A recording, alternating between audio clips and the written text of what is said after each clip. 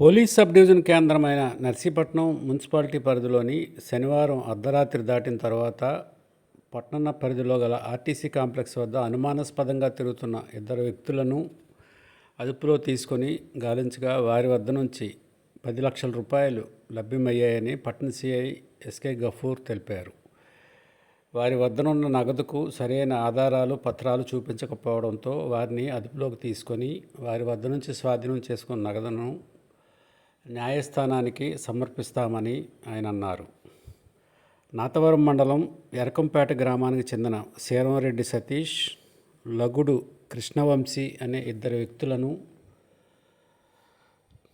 అదుపులోకి తీసుకొని అనుమానాస్పద వ్యక్తులుగా కేసు నమోదు చేశామని, వీరిని కోర్టు ఎదుట హాజరుపరుస్తామని, వీరి వద్ద నుంచి స్వాధీనం చేసుకున్న 10 లక్షల రూపాయల నగదును సరైన ఆధారాలు చూపించేంత వరకు పోలీస్ కస్టడీలో కాకుండా కోర్టుకు సమర్పిస్తామని సిఐ గఫూర్ తెలిపారు.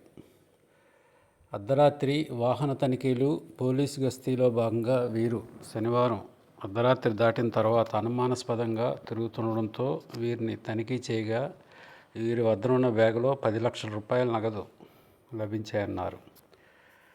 వారి బంధువు బ్యాంకులో డిపాజిట్ చేయడానికి పంపించాడంటూ వారు పొంతనలేని సమాధానాలు చెప్తున్నారని ఆయన అన్నారు.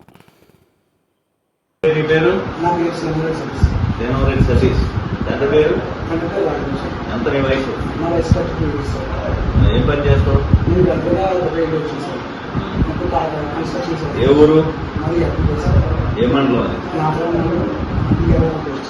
ఈ డబ్బులు ఎక్కడివి?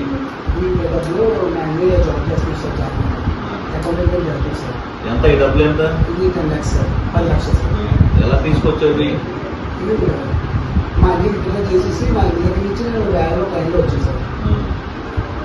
మరి దీనికి సంబంధించి కాగితాలు ఏమి?